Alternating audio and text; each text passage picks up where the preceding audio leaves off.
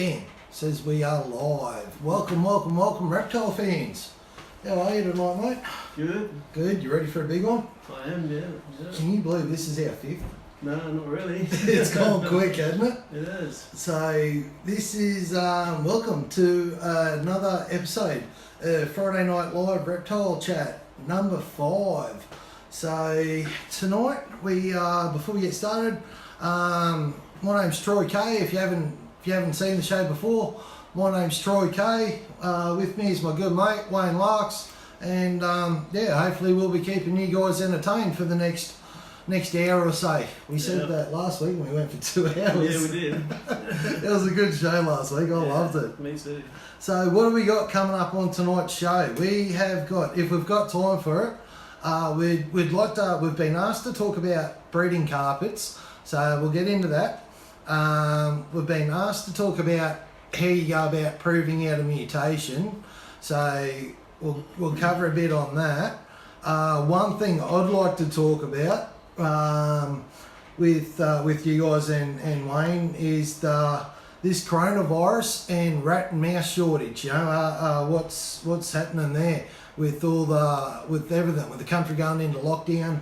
You know, the rat and mice producers going to start clamping down on what they can produce because they can't feed everything. Therefore, a big shortage is coming. Yada yada yada. What's happening there? And also, I'd like to talk to all you guys about breeding predictions. What are you just going to do now? Seeing as though so many people are being laid off and we got a recession coming, do you still breed as many snakes as you would?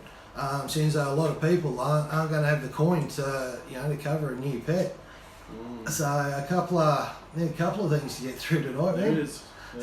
We got a big one, and we'll see how we go tonight. No football tonight, so that's a bit disappointing. But also, hopefully we'll get a few more people watching. Hopefully. All right. Before we get into it, the big news making Facebook this week. Tony, you would have seen this one. I'd say you all would have seen this one. Tony Harrison and Brookie Michelle Smith from Gold Coast and Brisbane snake catchers. They had one interesting week this week. So get this, they got themselves, I've got it written down. They got one green tree, they got one coastal carpet. Yeah, right, nothing out of the ordinary there. One BHP, so right, someone's pet has gotten loose. One Burmese, an albino Burmese python kicking around down the Gold Coast. That how would you go pulling up on that? Yeah. That'd be mind blowing. Awesome. Well, I rang Tony during the week and just touch base with him, really see how it all went down, and he got the phone call. So what happened? In case you didn't see it, some lady's gone to the front door, heading out to go to work. Open the door, bam, big ass Burmese python sitting there. Now this thing, I don't know, 15 foot. Yeah, it was decent. Yeah. 15, 16 foot. It was a good one. And so she's opened this door, big Alburn sitting there, closed the door, rang Tony, got a big snake sitting at the front door, and it's big, it's monstrous. Tony's, no worries, he'd hear this stuff all the time. Yeah. And then he got a second phone call from someone. Hey, stay off. Sorry guys. Sorry, I got tape. Oh my god. Off! Dad, your kids are on the mic! Anyway guys, hey, I'm sorry, I got some kids on the mic here. So, yeah, Tony got a second phone call and saying, there's a big old berm there. So, boom, he's got down there with Brookie, flat strap, and sure enough. So, head over to Gold Coast and Brisbane Snake Catcher. It was Monday, I think it was, wasn't it? Yeah, Monday or Tuesday. And check the photos, yeah. Jensen was in there. Jensen there, young fellow, in case you don't know who Jensen is, and I think everyone in Australia knows who Jensen is. I reckon. He's the next Steve Irwin, that one. He is. Plenty of photos of Jensen there having a play and all that. So they had a good day. So that was big. The other one I got for Facebook was Paul Douglas got a really good thread going over on Aussie Reptile Club again on Monday, and it was a jag thread. So you guys that know me, you know I love me jags. You love me jags. Yeah. So that was a really good one. I enjoyed that. Plenty of good photos in there. So plenty to see in that one. What else? And also got on Facebook, Jay Ball from Blue Tongue Lizard, reminding us all that he doesn't just kick ass when it comes to breeding blueies. He knows what he's doing when it comes to breeding pythons as well. So he put up a photo. He put up a couple of photos over on bluetonguelizards.com.au and check them out. There was a sunglow and an albino zebra yearling with some bredloy influence. They were cool. Yeah. But you want to know the one that done it for me? Which one's that? That was that axanthic 50% bredloy. Yeah. That's amazing, eh? Now he's taken some big group shots of that. Plus he's taken a close-up shot of that and one of its siblings, and that was the one that got it for me. That close-up. Yeah. It's crazy snake. At 50%. Imagine where it's going to be at 75s, 88s.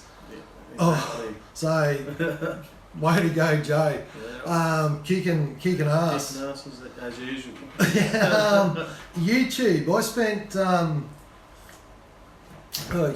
I spent most of Tuesday on YouTube. So for those of you that haven't been on YouTube this week, head over to Brian Barczyk. For those of you that know, he just opened up his zoo last week, or his big opener last week or a week before or whatever. And now with the coronavirus shutting the whole world down, he's had to shut the zoo down.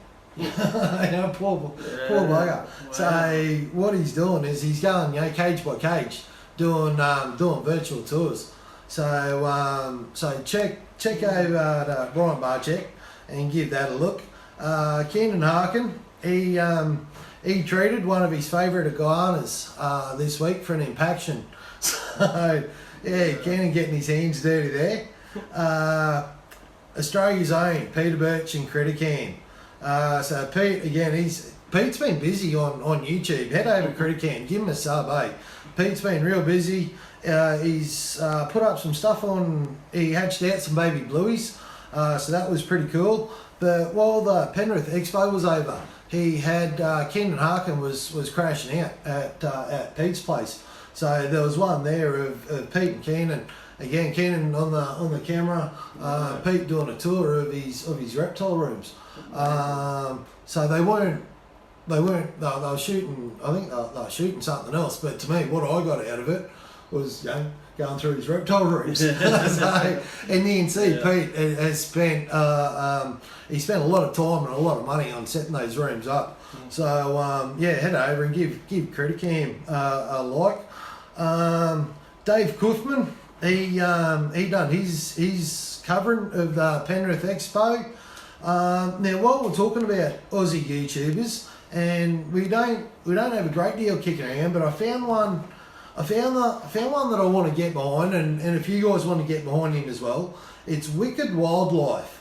Now, the story with Wicked Wildlife is he's a reptile demonstrator. He goes around and he does a lot of education stuff with reptiles. Now, with this coronavirus shut down like the rest of them, so he's about to hit YouTube hard. And he's got a fledgling channel like mine. I think I'm sitting at like 6,000 subscribers. He's sitting at about 8,000 subscribers. But he's been shut down for work. So he's about to, money's about to become tight for him. So with YouTube, if you do get big enough, you can earn a bit of money. So if you want to head over to the Wicked Wildlife, and I haven't caught old mate's name yet, but give him a sub. He just seems like a really good, Aussie bloke. So help a fellow Aussie out. Yeah, it's always good. Yeah, in this time of need. So he's gonna need it. What about you, sir? Anything you'd like to cover before we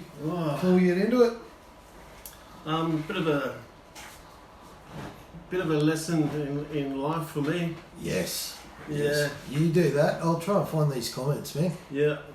Yeah. Today I found a snake with its skin all rolled up, as you do, and Still on its body. yeah, it's still on its body. Don't know. I could have been up to a week that it was there like that. I don't know, but it actually twisted and turned and snapped its own back.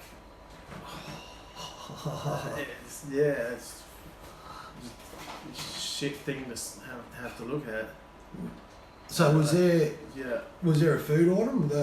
This snake, swollen belly, It because of a food would item? have had a food item, Right, but it wasn't at the time. It was just stuck there. right. Yeah, it's like they had a big sore under it, and that much of the body was just not moving at all. So I had to put it down. Oh, that's horrible to hear, man. That's Yeah. heartbreaking. Yeah, but a bit of a lesson there.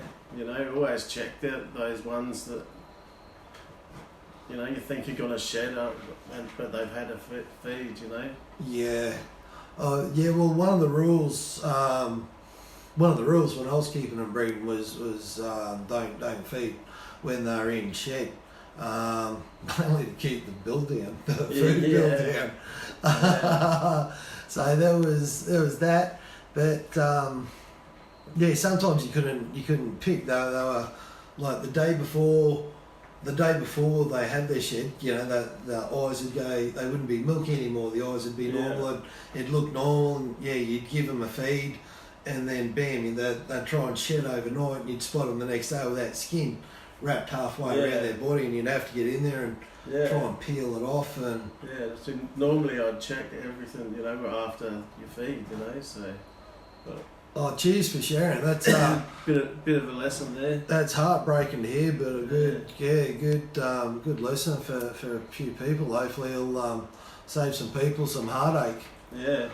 So now I'm a novice when it comes to this. I'm trying to get it. I've seen some questions come up before.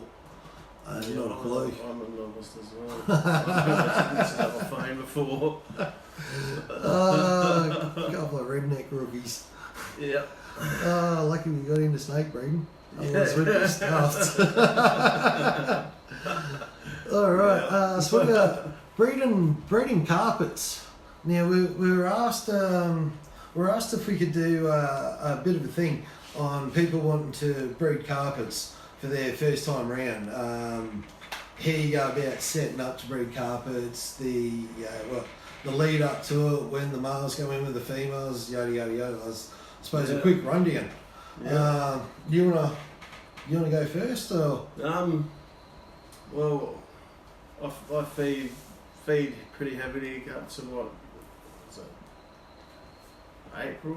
Yeah, I used to go hard till April. Yeah, and halfway through April, I'd just start cutting them down. Yep. Yeah, and May I'd do my tents at the same time. They're dropping as the food's dropping, Yep. sort of thing. Well, actually, no. I keep the heat going until after feeding, and then that's when I start dropping when the last one's emptied himself. So I used to like doing the whole lot, whether it was carpets, olives, blackheads. Yeah. I used to like doing the whole lot down at April, like you were saying, and I'd back the food back, plus I'd back the temps back at the same time. Yeah. Yep. So, and I'd do that again in May as well. Yeah, May I drop it pretty severely,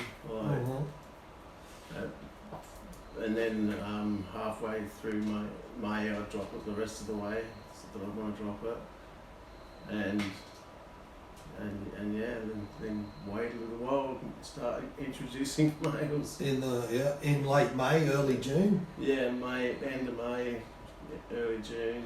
I'd do the same. I'd go with the carpets. It was 1st of June. Not all carpets, the diamonds and breadlight I'd leave till August. So if I had something that was But if I had like a jungle diamond cross, I'd introduce a female. I'd introduce the male in like July. Yeah.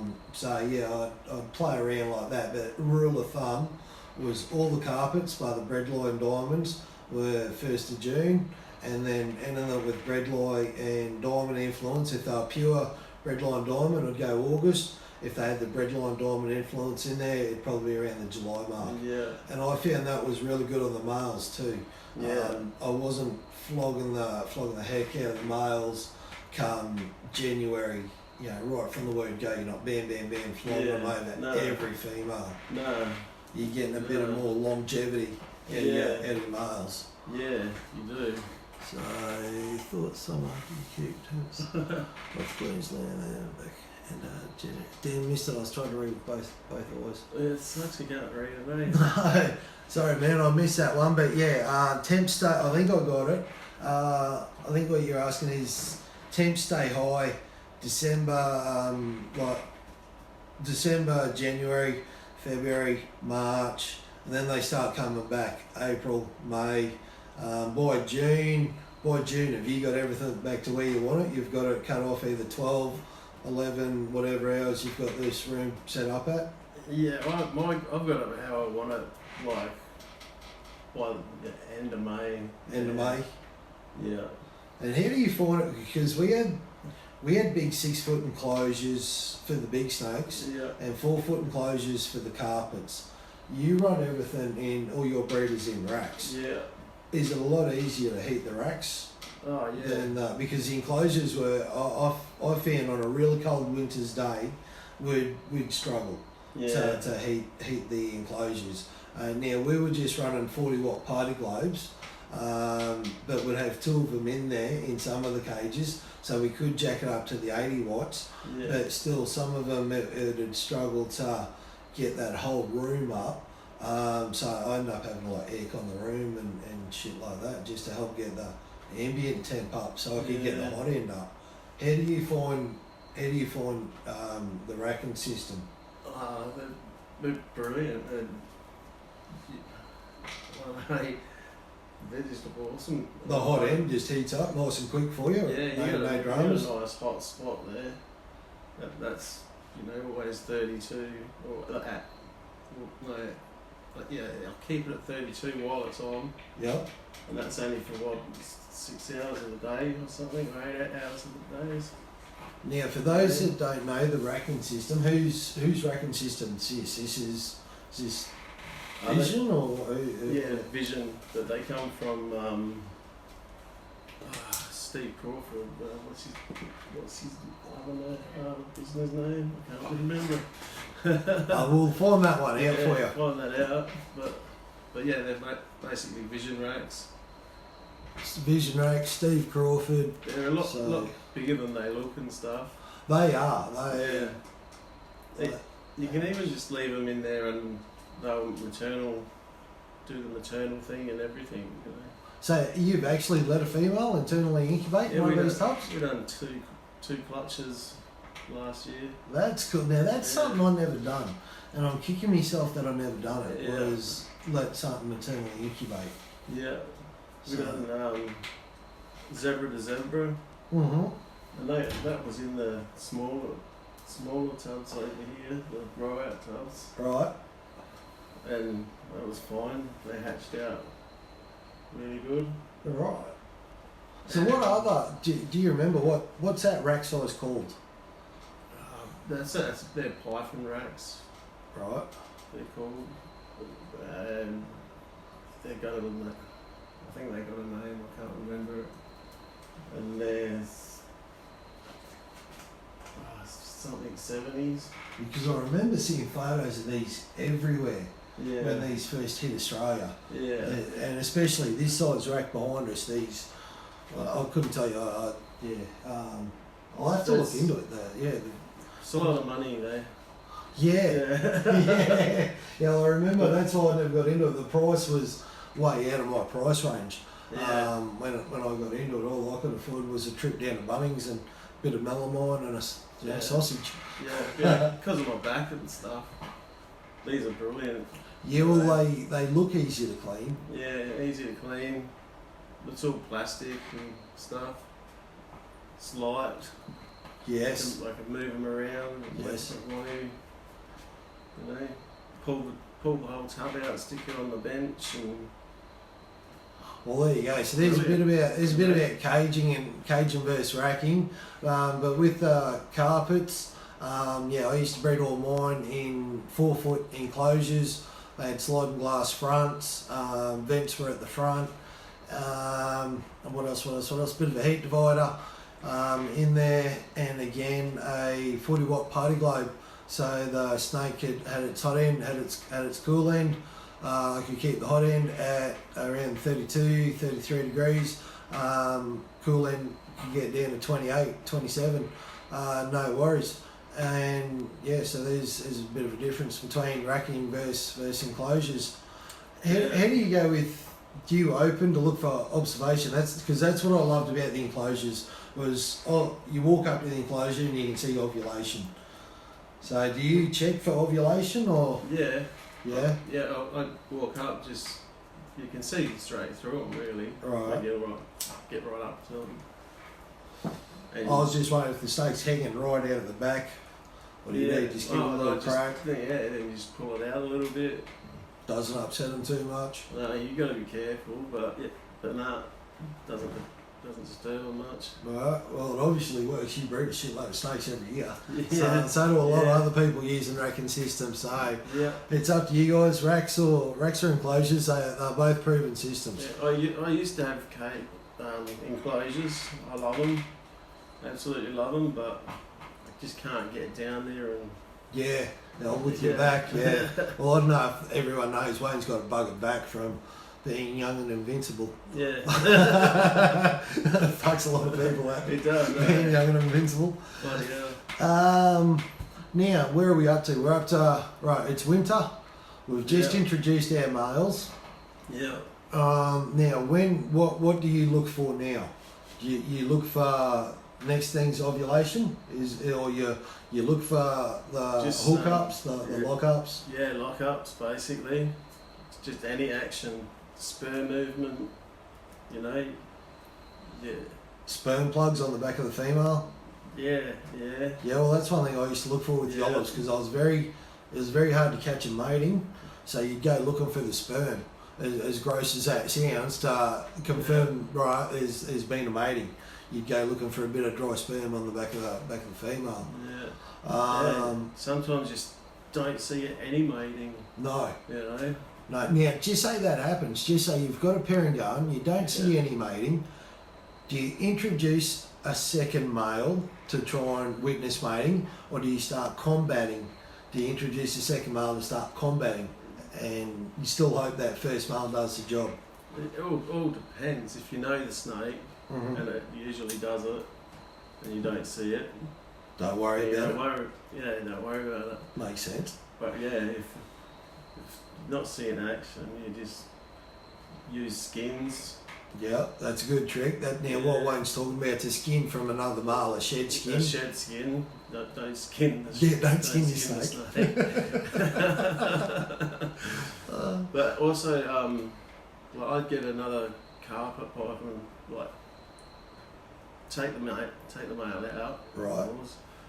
And I'd get another male, put it in the cage, just let it crawl through the cage. You get the scent everywhere. Yeah, you could just go from one end to the other, pull it out, stick that other male back in.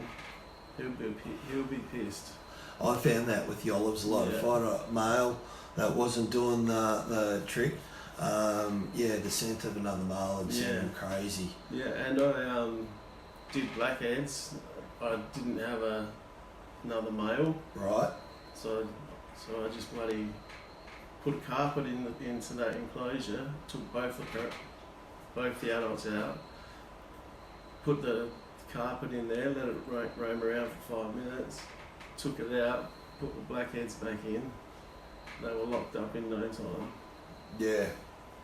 Yeah, so we got a lot of people saying both, like Joanne Birch, Both racks and big cages have their places in collections. Yeah, agreed. Yeah, Deb saying she misses having her display enclosures. Yeah. We were talking last week about the amount of outside natural habitats you see. Yeah. Anyway, I won't get distracted. I do that when I get to smoking. I'm horrible. Right, so we've put our males in. We've witnessed a few matings. Now, what are we looking at? We're looking at June, July, September. We're looking for ovulation. Yeah. So, I get it pretty early. Yeah. August, September. So round there you. So we're looking. Really looking. Yeah. So we got 2 months of hard work with the males. Then August, September, we're looking at ovulation. 21 days after ovulation is it prelay? 20 was like 27. And then there's a 28 to 32 days after prelay, you then get the eggs, isn't it? Yeah. I think that's right. It's been a few years for me, folks. Yeah. So, I don't really count the days, but. With your BHPs, did you keep them in enclosures or tubs? Sorry if it's off subject.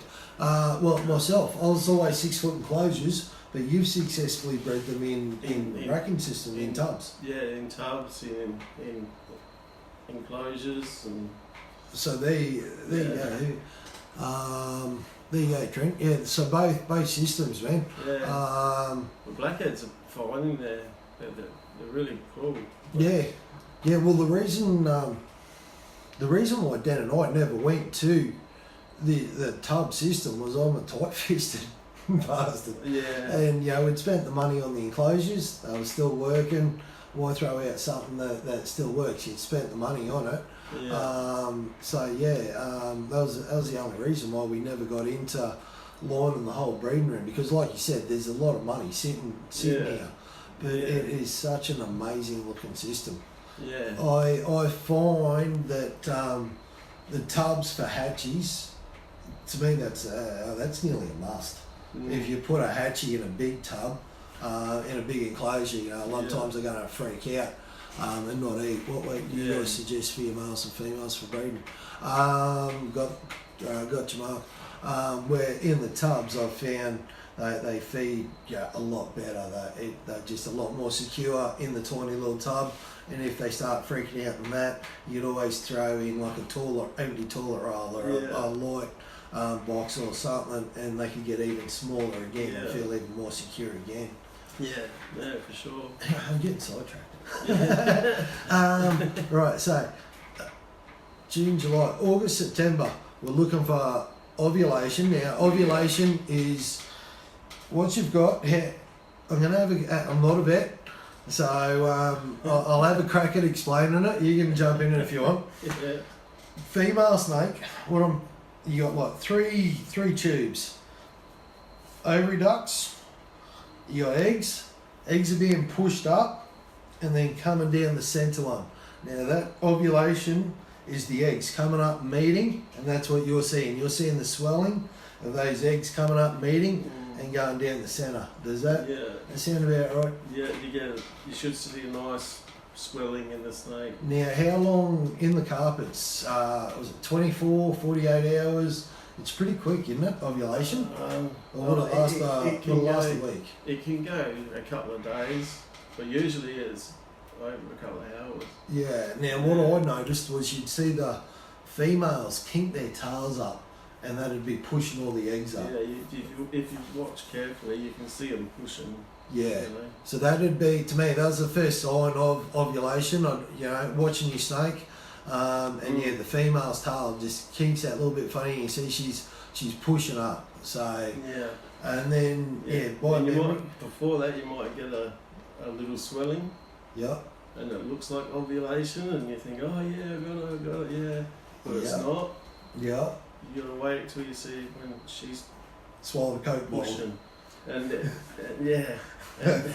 and you'll know that it's ovulation. Funny story, off topic, but funny story. First time I seen a olive ovulate, it freaked me out. I didn't know what the hell it was. And I rang the vets up. And there's something wrong with me snake. It looked like it swallowed a Coke bottle. What do I do? What do I do? And they said, bring it down and get an ultrasound done. Oh, what's that going to cost? And $450, $500. And I was broke as shit. And I was like, don't worry, I can get another one for $450. So what it turned out to be was ovulation. So it was my first time breeding snakes. Yeah. I'd never seen a mating, so I didn't realise she was gravid, and so I freaked out because she legit looked like she swallowed a Coke bottle. Yeah. So anyway, ovulation, 21 days, 22 days later, we should get the pre-lay shed. After the pre-lay shed, now that's just what I used to call it. I don't know what it's called. Yeah. Technically, I don't know. Sloth. Yeah, but I just used to mark a good little hint for the people doing it first time is get a bit of chalk or one of those pens that just rubs off and make a little note somewhere, or write in your little Bible. I said last week when I was getting into it, I had a little notepad that I called the Holy Bible. Make a note of that pre-lay shed. Do you make a note of your pre-lay sheds? Not anymore. Not anymore. Right to the end, I still made a note of pre-lay sheds because then you knew when to put the breeding box, the lay box in and to expect eggs and all that sort of stuff. So to me, I found it very helpful. I'd write just on the glass, ovulation, write it up, pre-lay shed, write it up. Yeah, I'll write it on the tubs, I'll just put a number or whatever. Yeah, in the early days I used to keep everything in a book. Yeah, same. But these days, towards the end, this is a closed collection though, so I know all my snakes too. Yeah. So but a good one for the people just getting into it. Yeah, make a note of when the pre-lay shed is, and then start looking. What's the earliest you've ever had a snake lay after a pre-lay shed? Oh, wow. I'm not sure really. I think I remember seeing one of your posts at day 18 or something. Yeah, I remember that. So I've done day... I can't remember what it was though. I can't remember that either, but I remember it was day 18 and I thought, shit, that's early. Yeah. I'm pretty sure it was one of your posts. Yeah, I was pretty sure because I remember day 18. Now my earliest shed, so you get the pre-lay shed, it's supposed to be 28 to 32 days after the pre-lay shed, you're going to get eggs. Now, all depending on how much heat you give your females and how much heat they're going to soak up is to how quick those eggs are going to come out. If they soak a heap of that heat up, they're going to spit those eggs out quick. So I had a wheat milk going 19 days after pre-lay. Yeah, geez, Trent. So it can happen early. So keep an eye. Especially in the edge regions. Yeah, keep an eye out, folks. There we go. We had a diamond that had no pre-lay. I missed who that was. Yeah, I've had that too. Yeah. Yeah. So the rule of thumb, anyway. Murray Darling. Was it? Yeah. No pre-lay, just straight into pre-lay. Ovulation, then a long gestation, and then eggs just swelled up, and then spat out eggs, and it spat out before it had eggs. It spat out eggs from the year before. Oh, really? Yeah, they look like mummified and stuff. Oh. And I'm thinking, oh no. Yeah, and then there comes the good ones. And then magic clutch. Yeah. Oh, amazing. Yeah. Alright, so rule of thumb, 28 to 32 days later, but like we've said, and we've had a few comments come in, that they can go early. So keep an eye out, from day 15 or so onwards. Start get that lay box in there. What I used to do was, if the snake had a hide, I'd flip the hide up and put a bit of spag moss in there. I'd wet the spag moss, just give it a spray every couple of days with water, keep the spag moss moist, and sometimes the snakes would lay in there, sometimes they wouldn't. One thing I always done was I took the water bowl out because I didn't want snakes laying in a water bowl. So come daylight 22, 23, that water bowl come out. Yeah. What's your procedure? when it comes to your gravid females? You're chasing eggs, Yeah, they're all real comfortable in these racks. right? So they usually sit in there, just out in the open or under the paper, Right. and I don't really bother them much. Yeah, they lay under the paper or So just straight on the plastic. in the You put bloody hides in there and they just sit on top of it. How do you go getting the eggs off the plastic? Do the eggs stick to the plastic? Or like if you can't get to them straight away, she lays tonight, you don't see them till tomorrow. Yeah. Are they stuck there? No. No, they just They're stuck, but they'll come off pretty easy. do you use like a paint scraper to No, get just, underneath it, or you just slowly manoeuvre? slowly lift it and it'll just come off. It doesn't stick real hard on Right, the plastic. right, there you go. Yeah, that was one thing I used to hate, was when they'd lay straight on the melon wine, Yeah. and if I couldn't catch it till tomorrow morning, they were stuck. Now I hate it when they do it on the paper because they do stick on the paper. What do? You just cut around the paper and incubate paper and oil, or do you spend the time tearing it away? Oh yeah, I'd take it all away. Take it all away? You'll get mould from that paper. Yes. Yeah. Yes, good one, didn't think of that. Yeah. Yeah, I used to hate it when they. But a tip for if you have got a clutch stuck to the melamine floor this season coming up, and you're not sure what to do, I used to. Did you separate the eggs or leave them together? So if you've got a clutch and it's stuck to the floor, I used to use a paint scraper. Yeah. And I'd get in there just ever so gently, just manoeuvring it, sort of thing, and like you said, with your fingers, slowly separate. Yeah. To answer your question, then, sorry, I missed that one, whoever that was. Hopefully it'll come up here. Or if you want to try and chase it down on your phone. Okay. No. Right. I used to like to separate all my eggs, and the reason why I used to like to separate was if one egg started going bad, I could take it and make up its own little brew. So if I found that egg was taking on too much moisture, I could make up a dry brew. If it wasn't soaking up enough, I could make up a wet brew. Of vermiculite and water to set the egg on, a bit of perlite thrown in, some hugs and kisses.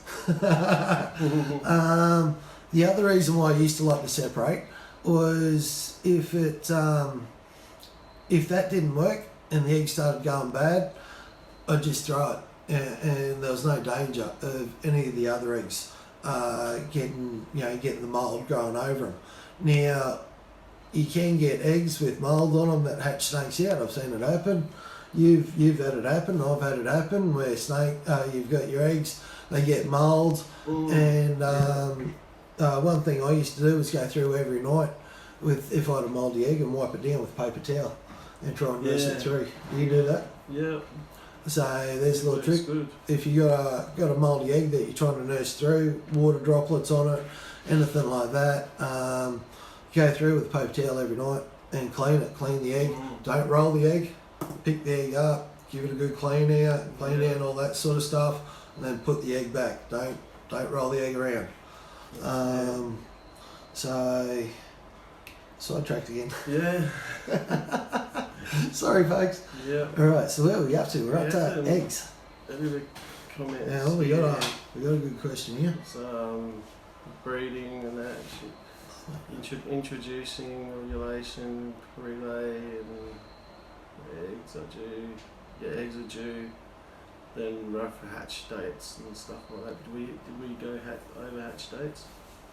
No, we didn't go still over on hatch eggs. dates. Still on eggs. Yeah, we're still on eggs. Alright. So who was it? That was Carlos. Carlos. Roughhead. Rightio, Carlos. I don't know what it. Right, Carlos knows who he is. We don't get many Carloses watching. Carlos made himself up a yearling.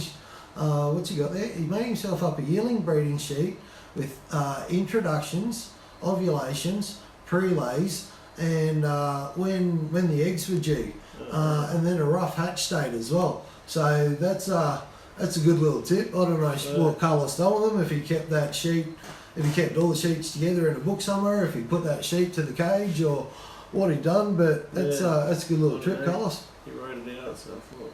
Yeah, good one. Cheers, man. Separate eggs. So we've got the eggs. How do you incubate? I usually do hunts of eggs in the incubator as well, but what I do the no substrate sort of thing. What I just put perlite on the bottom, like perlite about that much. What's that? About Yeah, inch and a half. inch and a half, something like that. Yep. Then pour a little bit of water in the bottom, Mhm. and just like a cup of water in there. I reckon we'll get some comments here Then about have that. a grid, and that the eggs sit on the grid. So where's your grid sitting on top of the perlite, Yeah, and the eggs sit on top of the grid? yeah. So your grid's not suspended, No, it's just sitting on the perlite, right? and that keeps them dry, Yep. and air's still going around them. Right. And yeah, the perlite just Yeah, that's all. all the moisture comes up. All they need, So that's all eggs. Yeah, all eggs. All eggs. All eggs. Right. I reckon you watch the comments come through about water, over water. Because I'm very similar to Wayne, but mine was a combination of both perlite and vermiculite. And again, I'd mix it up with warm water, and then I'd mix it up with your perlite. Do you mix it up the day that you got eggs, or do you mix your brew up, put your incubation tub with your perlite in the incubator a week prior to having eggs, and then bring it up to temp? I like to have it Ready to go? Yeah. Yep. But, Sometimes you get caught out when they go at day 19. Yeah, and sometimes I just bang them straight in. Yeah. I was the same. I used to like having mine made up like a week, 10 days prior. Mine would be a vermiculite perlite mix. Always thought you had to suspend the grids. What's your favourite incubation method, guys? Now, if you're going over water, I'm pretty sure you suspend the grids. Straight on top of perlite, that perlite works as a medium, doesn't it? But that's basically like the suspension bit Of the water, because the water's at the bottom. You can't splash the thing. Yeah, because the water's at the bottom of the perlite. Water just sits down the bottom, Yep. and as it's needed, it comes up. Yep. Now mine, I never put grids in. I used to I'd have a vermiculite perlite mix. I'd mix that up with warm water. I really can't remember the ratio, guys. I'd go by feel, as in perlite, vermiculite, bit of warm water, mix it up, squeeze it as hard as you can. As soon as I got that one drop of water out, that was it. If I squeezed it and a heap of water come out, she was too wet. Squeeze it, nothing out, too dry. You squeeze the hell out of it, you get one droplet out, perfect. So I'd make my mix up like that, but I'd never put grids in. I'd actually bury like a third of the egg into the mix. I like air to get around. Yeah. Now with the airing, do you aerate your eggs? Because I used to, once a week at least, I'd get the eggs out. I'd take out of the incubator. Sorry, not the eggs. I'd get the incubator container out of the incubator that had the eggs in it. I'd take the lid off. I'd wipe all the conduit off the lid, and then I'd wave the eggs, and that's how I'd get air all around my eggs. Yeah. Did you get moisture all the time through the? Not the first couple of days. So I'd do that once a week. Day 3, day 4, I'd find the moisture would start building up again. Yeah. So come day 5, day 6, that's when I'm going through doing my wipe down, giving them a fan. And when I say a fan, it'd just be a quick, 10, 15 shakes of the lid. Lid goes back on. That tub goes in the incubator. Next one comes out. Yeah, that's what I do as well. There you go. We got Trent Humphries, 100 gram substrate, 100 gram water. Was about perfect. I think mine was about the same. I'd go like litre and litre, so a litre of vermiculite, litre of water, sort of. I've done eggs just and no water in there at all, just perlite, grid, eggs. Dry. Came out good. How sucked in did they get? Not much at all. You'd think Really with no didn't. water, you'd think they'd suck right in, wouldn't you? And they at the end, like right near hatching, they still got moisture Really? in their tub. Yeah, Huh. the eggs are bloody amazing. They are. Well, I love the way, for those that haven't bred yet, you're in for a treat. They shrink down and they swell back up again. And Yeah, oh yeah, if you get too much water, they swell right up. and my tubs are fully sealed as well. Right, now mine, so Wayne keeps his tub fully sealed. Mine had 4 holes, one in the corner with sticky tape over top. Yeah, And if I found condensation was getting too much, I'd just take one of the bits of tape off the hole. yeah. Turn up for it. I've been using water crystals in water with a grid above it. Now that became popular. It did. How many years ago did that method become popular over water? The water crystals and the grids. Yeah, it works. Lots of ways it works. Yeah. That's a good thing with breeding reptiles and that. There's no real rules. Wouldn't it be boring if we all done the same thing? Yeah. Hey, there'd be nothing to cover on Facebook about Yeah, who's fighting with who. Exactly. Hey Joy, how you going? Hey. Alright, so we've got eggs. Now, we covered this last week. You cut eggs, don't you? Yeah. I cut eggs. We're talking carpet pythons, day 55 or day 52? Around 55. I try to wait for the first one, Yeah. but yeah, it's usually pretty early. See, I found anywhere from day 52 to 55 was a good day to cut. I found no water works well. That was Ryan Thomas. So there you go, someone else backing up what you were saying about that. Now, was that over just, was that perlite, Ryan, or what was that with, mate? Was that vermiculite? Or just a grid, or yeah, what'd you go? Hey Tony, now yeah, I found cutting anywhere from day 52 to 55. Last thing you want is going through all this effort and those hatchies dying on you, drowning in the egg, not developing an egg tooth, something going wrong. Twins, I've had twins get caught up in main vein. I nearly called it an umbilical cord then. Yeah. I've had twins get caught up in the main vein and drown. I don't know if you've ever experienced that one. Yeah, I have. Yeah? Yeah, I've had a few things drown in. Yeah. Yes. So, so we got a heap of comments coming. So yeah, I like to cut. I suggest cutting. Wayne suggests cutting. Now, when we say cutting, I used to cut a V in the top of the egg. I'd peel that V back and I'd look inside the very first one. If that very first snake is, hey Peter, how you doing, mate? If that very first snake that I've cut is way down at the bottom of the egg and is belly up, I'd leave the rest of the clutch. So I'll cut that one at day 52 and he's right down at the bottom of the egg and belly up, I'd leave the rest of the clutch to day 55. And then I'd cut the rest at day 55. Yeah. You similar? Similar, yeah. Very similar. So, hey Green, how are you, mate?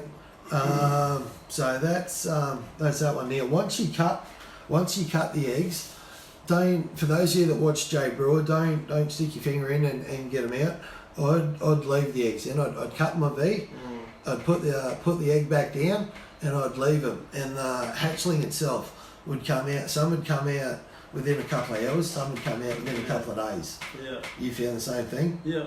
I had one that come out very early once, and the main vein was still attached to the insides, and the insides were left attached to the egg, and the snake's over the other end of the incubation tub. Yeah. And half hour later, it realised, I need all that shit to live, and died. But that was what I was doing as a trial run, as very early on in the game. I heard the rumour that the last 3 weeks is when the snake develops its colour and pattern, and I wanted to watch that. So I cut the top off the egg for the last 3 weeks, and this snake come out very early because I'd legit cut the full top of the egg off. Did you see the Brian Barnet? Barnet, yeah. Laid that Inter-Easier out? Yeah. Yeah, all those years ago. That, yeah. How long ago? Was that 15 odd years ago or something? Oh, probably more than that. Yeah, I do remember that. Yeah. Brian Barnett, took one out as, what do you call it? It's, I think it's split or something. So he just...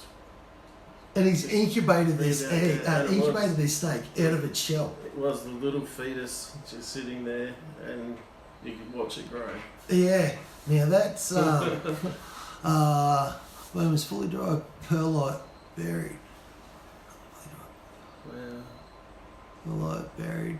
Eggs produce monsters themselves, especially close to the hatchling. So we got a comment there, guys, from Brett Moy, saying that he likes to very fully bury his wormer eggs in perlite, and yeah, they moisturise themselves Yeah, right. while they're in there. So yeah, we're getting plenty of different comments coming through on the incubation. So that's different incubation methods. So Yeah. so that's good. And when it comes to incubation, you can go as cheap or as fancy as you want. Yeah. So yeah, don't be scared by your imagination. When we first started, straight down the dump, begging for an old fridge. Took an old fridge home, ripped the motor out, put a couple of lights, bit of heat cord in it. You get an incubator. Yeah. Bit of a fan in there to move some shit around. Thermostat. I just got a couple of pieces of wood and bang it together, make a box, Yeah. and then yeah, heat cord. Yeah, I've heard people using just polystyrene containers. Yeah. So yeah, you can maternal incubate versus maternal incubation versus thingo. And did you ever have any form of cooling for your incubator in case the outside temp was too hot? Yeah, it's a pack of frozen peas from the freezer. Seriously, if I used to when I had eggs in the incubator, I'd keep an eye on the temp, and if I knew we were in for a big long heat wave, I'd start filling up 2 litre Coke bottles and freezing them and throwing them in the incubator the next day to keep the temp down, to stop from spiking. What about yourself? We're lucky here; we don't have to really worry too much about it. No, every now and then in Queensland, you get the odd when one, it's but really, really hot. yeah, Frozen Coke bottle or frozen peas out of the freezer. Air conditioner through the door there.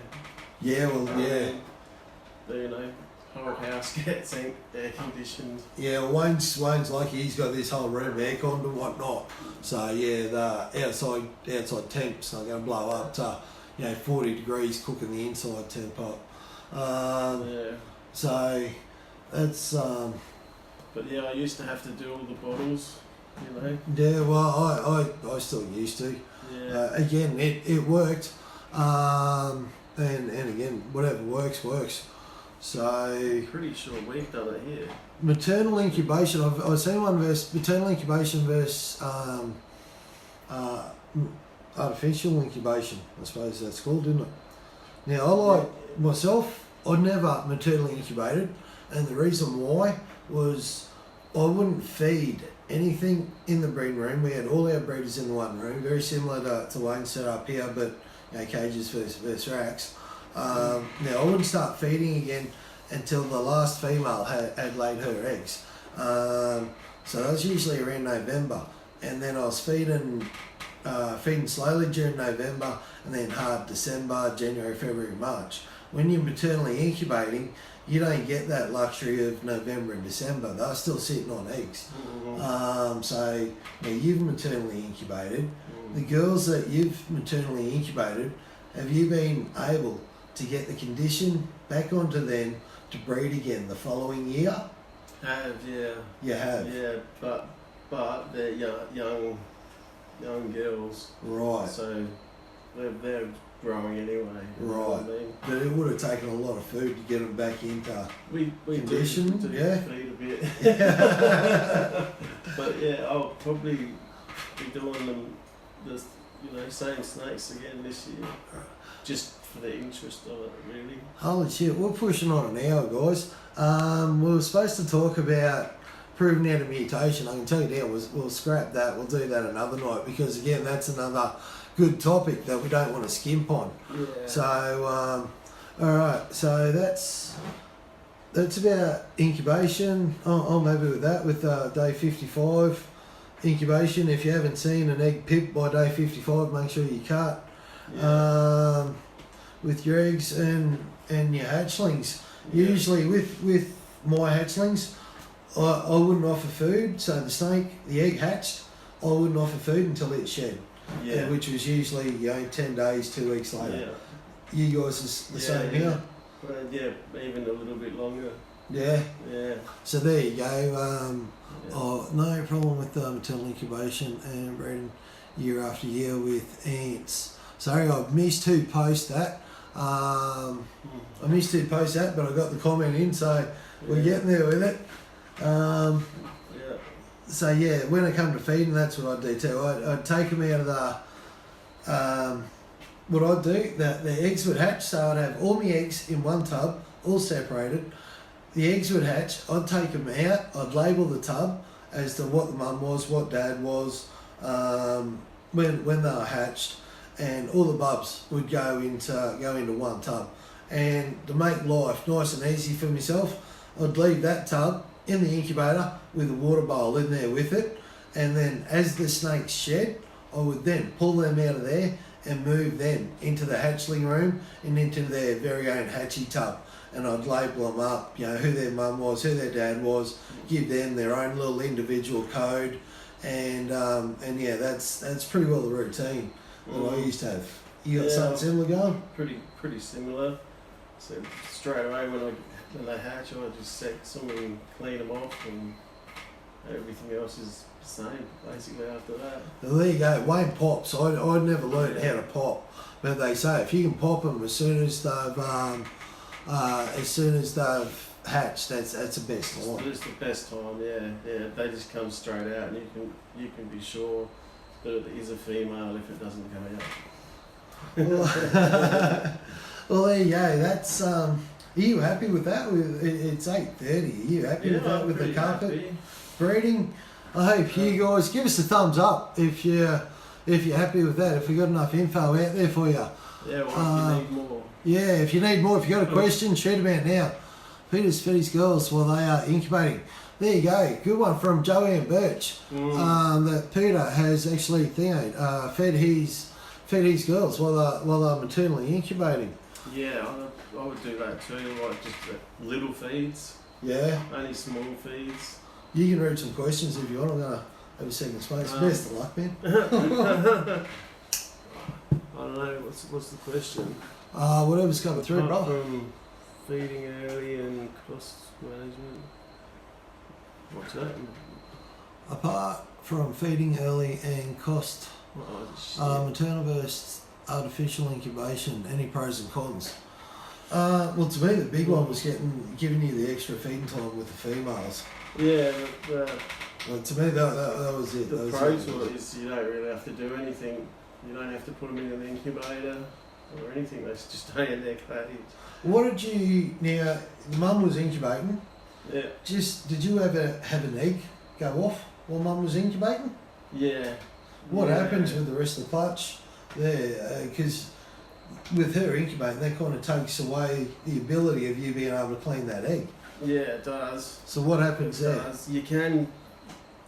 Sometimes when they leave, you can just quickly take the egg out, but you can't quickly take eggs a lot, so you have to just leave them, and if more eggs die, so be it. So be it? Yeah. Joe again, saying Joanne Birch is his guy, so it's no Joe Blow, she's married to Peter, and he breeds hundreds. So they were saying maternal incubation, they've found a lot of their, you want to grab that one? A lot of their hatchies, too slow. A lot of their hatchies after the maternal incubation. Yeah, we got one from Lee Skywalker. No, too slow. Come out bigger, healthier. Now, I found that, Pete told me that with incubating up the temp from 31.5 to 32.5. when it comes to albinos. So what's the lowest, coolest temp used before a rye become a problem? Now, Neville Rybell is the bloke to talk to. He incubated some at, I want to say 28 degrees. He's in the bathtub. Yeah, Nev Rybell does all sorts of weird stuff. Yeah. Call it science. Yeah. When it comes to eggs, and I'm pretty sure he had some out at 28 degrees, and incubation was 90. Again, going off my memory, 90 something days, might have been 112 days. It was a long friggin' time. Pattern. The reason why he was doing it was there was a rumour going around, if you incubated low, that would increase the striping on the snake. So he was doing that to try and increase striping to see if there was any truth to it. And myth busted, you reckons? So what about? Did we touch on? Is it worth even breeding this year? Well, that's one I'd like to get to. If we can because I think that's pretty. Yeah, if we can what's involved with proving out a mutation, and talk about the rat shortage that might be coming up, and what are breeders' plans out there this year, because this is serious. If there's a rat shortage at the moment, Peter Birch, if you're still listening, can you let us know? We've seen panic buying with toilet paper. Is there any panic buying with rats and mice at the moment? And that's a legit question, man. Yeah. What is going to happen with the rats and mice to feed off to the snakes? Are the breeders this year going to breed as many pythons as they usually would, knowing that Australia is heading for a recession? What are you doing there with your breeding plans? Are you going to breed as many? Have you even thought about it yet? You haven't thought about it? I was thinking of breeding more stuff, but I'm only breeding for the projects that that are going to take me ages anyway. So with rat shortage, people won't have the spare money to buy snakes. Yeah, I missed the last of that, but yeah. Yeah, I don't think people are going to have the money for snakes and stuff either. So I'm not breeding. I'm breeding for myself, not for. So for future projects. Yeah. Really. Yeah, until And then later. And then whatever side, what do you call it? Like whatever the offspring are that you don't need, that's what you sell off. Yeah. If there's anyone to buy them. Yeah. But that's the other thing. If you breed, be ready to house them, for a long time. Alright, so we got Nicholas. I missed Nick's last name there. And he mentioned about day-old chickens being a good alternative food source. So have you got alternative food sources in mind, or you got a backup plan in case there is a food shortage? We've got a year's worth. You got a full year's worth. I'm just keeping an eye on this, just for Pete, in case he mentions about a rat shortage, or anyone out there, unless you are a rat and mouse breeder yourself and you sell to the public, or have you noticed? Trying to buy rats. Yeah, or you're trying to buy rats, you find a hard time. If you're a seller, have you noticed there's a spike in demand? Let us know. This is something that that's I'm what's curious going about. to kill us all. Holdbacks for days, I think. Yeah. Yeah. Mm-hmm. Yeah, lots of holdbacks as usual. So it is. It's scary. I can see the world. They're shutting everything down. So I can see a big problem coming with. What do you got? It's been crazy stupid with rodent sales. I guess the 300 kilos. 300 kilos This week. Now, Peter, would you put that down to panic buying, or is that used? or is that just people feeding extra before they shut their females down? Yeah, we got that one too. Yeah. Fucking hell. I mean, damn. No, you're all let it slip before too, man.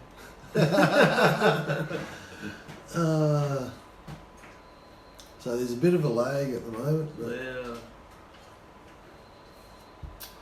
But yeah, that's Yeah. I can see like the bedding people that make the bedding for the rats and mice. I can see them having to shut Yeah. down for a month. The big mills that mill all the food up, I can see Yeah. them shutting down for a month. So that's going to be making it hard on the rat and mouse supply. So I can then see the rat and mouse supply shutting down So with not producing as many. He doubled. Doubled. Yeah. So there you go. A tip for people: do not want to encourage panic buying, but make sure you start thinking about it now. I think the best thing to do is find I missed it. So hopefully this one's a little bit late. And I think the best thing to do. Oh wow, it goes fast. So while Wayne's finding that, have a think about a backup plan. Yeah. Have a talk to your breeder, make sure they got plenty of rats. Yeah. But start thinking chickens, day-old chickens, chicken necks, turkey necks, stuff like that. People, be prepared in case this shit gets bad. Yeah. They've got a fair few of my snakes on chicken necks and drumsticks, but never kept them on that solid diet. Now I think that was Trent Humphreys. I missed it. But that was again a confirmation about chicken necks and whatnot being a good alternative. What do you got, man? Can you read that? Well, I can't read. My eyes With are one eye shit. shut and pulled away from me, I can. It's easier than that. Can I please buy some rats? I'm ready for myself, and I let go a couple, and I bred my own food. Diesel, look after people. Joey Hester. Sorry, Joe, I'm not hitting. Oh, yeah, there's the rest of it. I think what Joey's saying is Joey might have a few. He's got a few for himself, and he might have a few extra. Don't quote me on it. I might have got that wrong. I have a couple of these before the show, and it's not exactly tobacco.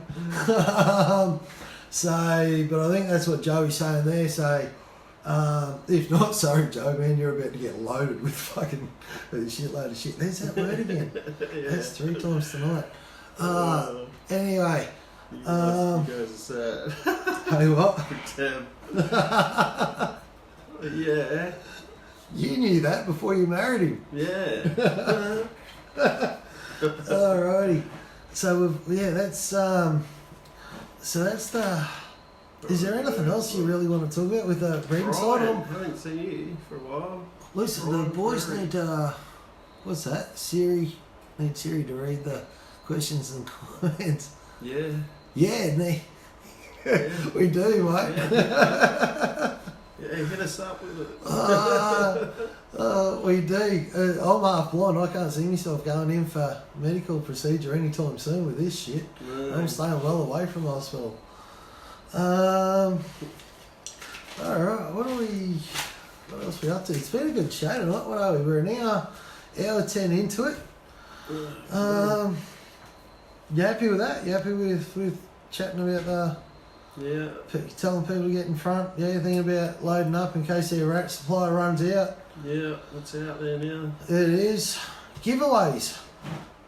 Found 2 giveaways this time. So those of you that have been watching from the start, or for those of you first in, welcome. But you know about the Reptiles Down Under, and they've got the Elb Olive male hatchie up for grabs, and that was donated by Riverina Reptile Relocation. So again, that's Reptiles Down Under. Head over to them, check out the rules for that one if you want to get involved with that. That's a hatchling male albino olive. And also, if you want to head over to Bromy's Pythons, he's got a thing up as well. He's got you get to pick. He's got 2 snakes up for grab. Now it's a het for that hypo line. For those of you that have been living on planet Earth, know about Troy Bromy's hypo line with his Darwins. So what he's got up for grabs, you get to choose. It's either a jag, you get the het hypo, and it's either in jag form or caramel form. So yeah, make sure you head over to Bromy's Pythons. Again, that's like tag a mate or share it or something. piss easy to enter that one. But yeah, make sure you get involved with that one. 2 truths, 1 lie. We forgot to get that one in earlier. Do you want? Deb's just reminded me. Yeah, I was just seeing that. Do you want to get that one in now while I finish my smoke? Oh, Wayne's doing 2 truths, 1 lie this week. So now, hang on, before Wayne reads them out, the idea of the game, for those of you who haven't played yet, don't log off. Don't log off yet, we got to play this, that's it, keep logging back up. 2 truths, 1 lie. Wayne is going to give you 3 answers, A, B, C, 1, 2, 3, however you want to play it. Now, out of those 3, one of them's a lie. Put your answer in the comments, let us know which one it is. He's full of lies, mate. Rightio, sir. Away you go. Alright. I used to make dartboards for a living. Right. That's one. I was once petrified of reptiles. Right. That's the other one. And I was once lost at sea. Oh, scary. Alright, so A's making a dartboard. You used to make dartboards for a living. I used to make dartboards. B was, what was B again?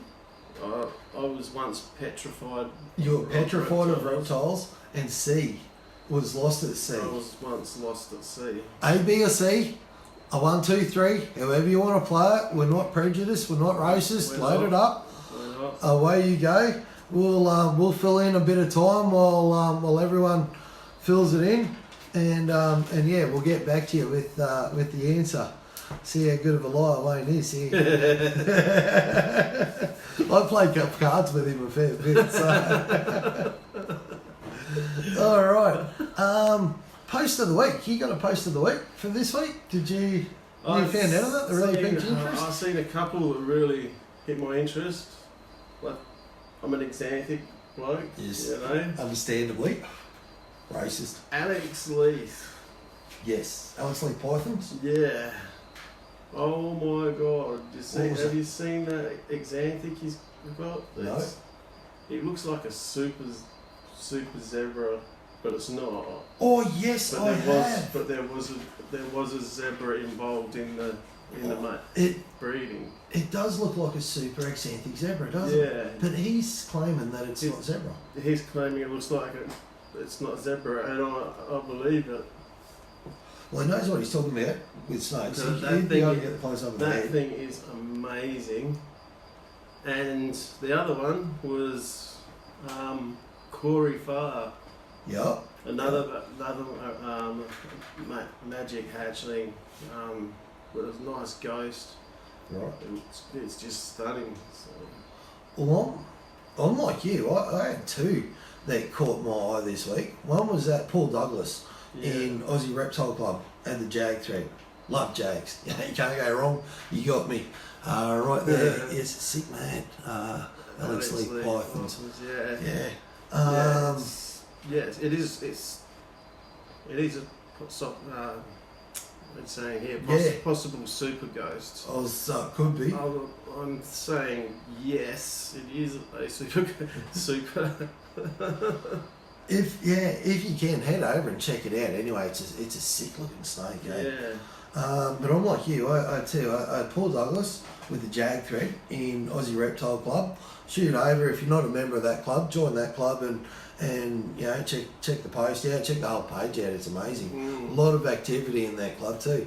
Another page that I've noticed is getting a lot of attention and a lot of activity.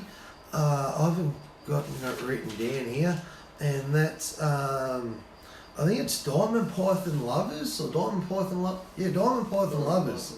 I think it is. Now that page has been getting a lot of attention, and since that's been getting a fair bit of attention, they've got a comp running at the moment, a Bennett comp.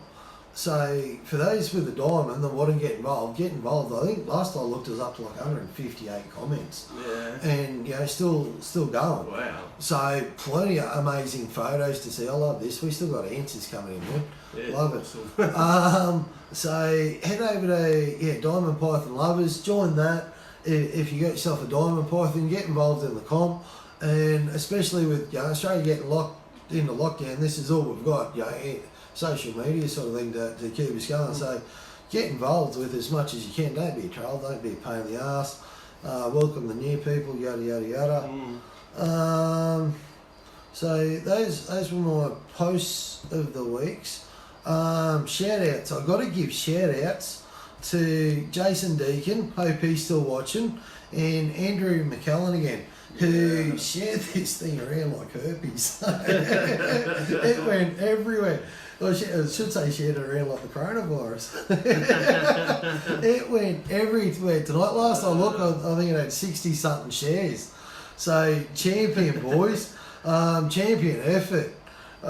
Getting the word out there, and you can see in the amount of people watching tonight. We didn't crack the 100, but we got a few watching. Mark Ford did say, what about Darren Whitaker's animals?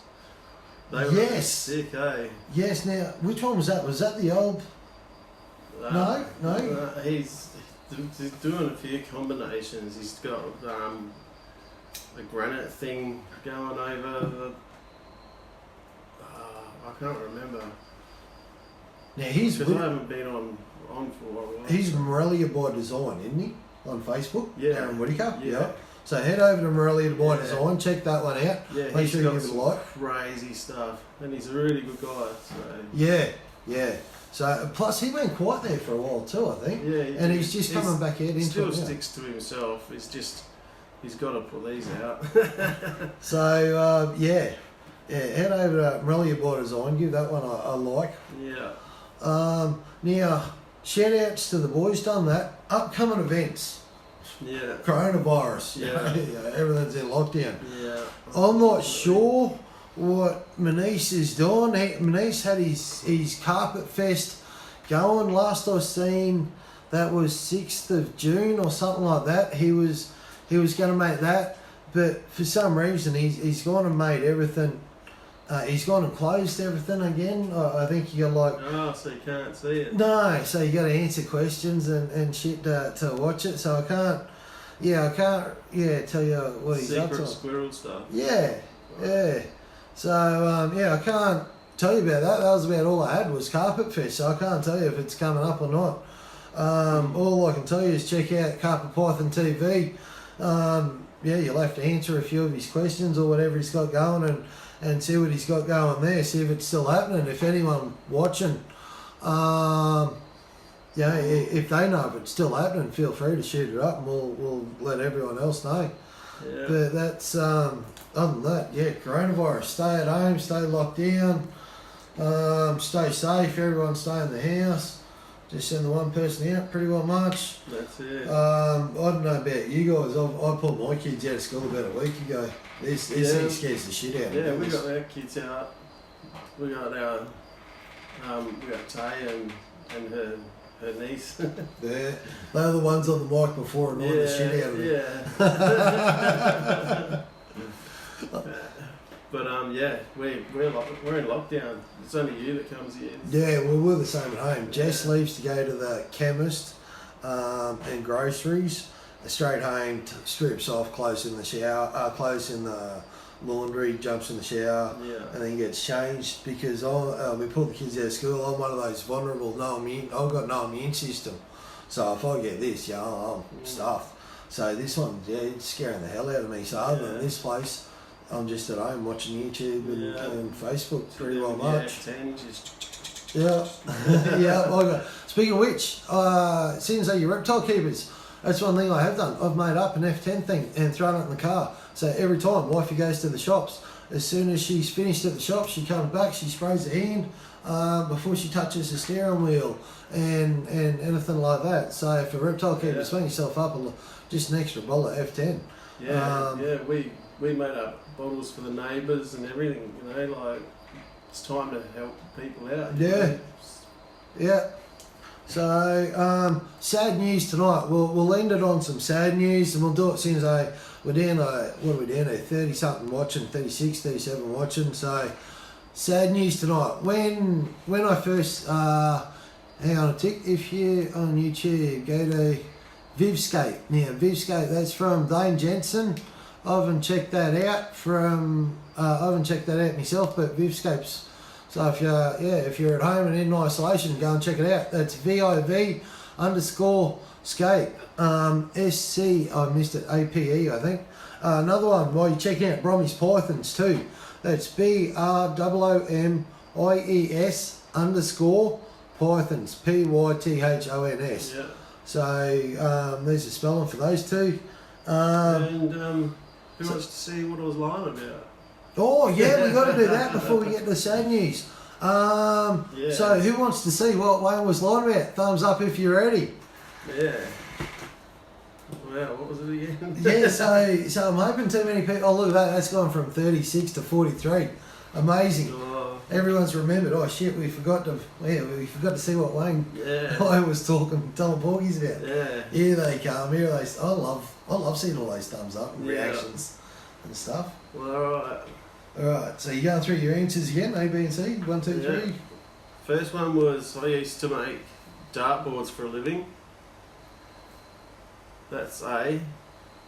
And B was I was once petrified of reptiles.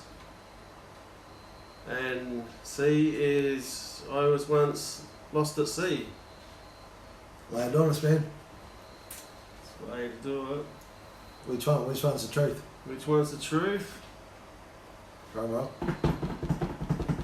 I've loved life. I've loved reptiles my whole life. Yeah. So that was a lie. Yep. Alright, so B, yeah? I've never been petrified by reptiles. Never been petrified. Now, I've got to tell the truth, I was scared of snakes when I was a little kid. But as I got into my teenage years, curiosity overtook. Yeah. But as a younger child, I was petrified. Even as a young'un, like 10 years old, you're more curious. I used to pick up redback spiders and all that sort of stuff. That's what I love seeing young Jensen. Yeah. I was talking about him before, Brookie's, Yeah. Brookie and Tony's kid. Being so young, playing with the kids. I love seeing the young kids getting involved with it, the next generation. Yeah, I used to do just any animal, you know, like, that's mine. Even though my dad would shoot him. But anyway. Go on, Dad. Well, that brings me to my sad news. Speaking of dads, when we first started this show, number one, I told everyone that Johnny was having the fight with cancer, and he had a quarter fight coming up, and Johnny being the fighter and cancer being cancer, we honestly thought it was nothing much. It was just going in, get a bit of cancer cut out of his nose, a bit of cancer cut out of the jaw, down into the throat, whatnot, nothing. So he spent 8 hours on the table, but it was, we honestly thought it was going to be fine. Now we got told that back in November, that all this was going on. This is when he went in for surgery, was back in November. He made a mammoth effort, and he showed up to your Nutter's barbecue, straight out of hospital, went home, got a change, come here, and I hang around till he started bleeding out the nose and stuff again, and then straight back to hospital. So I'd love to tell you that he's winning the fight, but sad news is the poor bugger's down to days left to live. So yeah, man. yes, I'll end it there because I'll joke up. Yeah.